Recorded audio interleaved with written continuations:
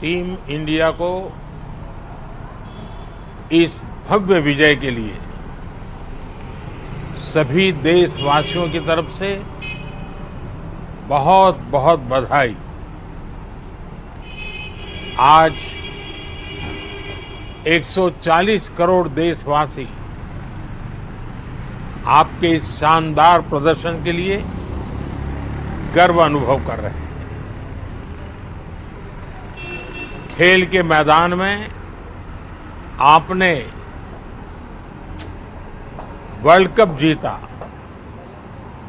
लेकिन हिंदुस्तान के हर गांव, गली, मोहल्ले में आपने कोटि कोटि देशवासियों का दिल जीत लिया। और ये टूर्नामेंट एक विशेष कारण से भी याद रखी जाएगी।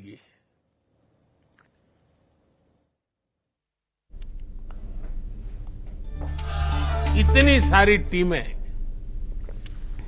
और एक भी मैच हारना नहीं, ये छोटी उपलब्धि नहीं है।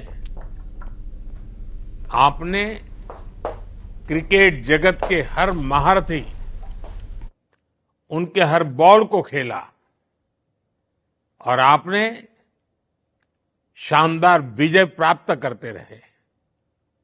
एक के बाद एक विजय की इस परंपरा ने आपके हौसले को तो बुलंद कर दिया, लेकिन इस पूरी टूर्नामेंट को भी रसप्रद बना दिया, रोचक बना दिया।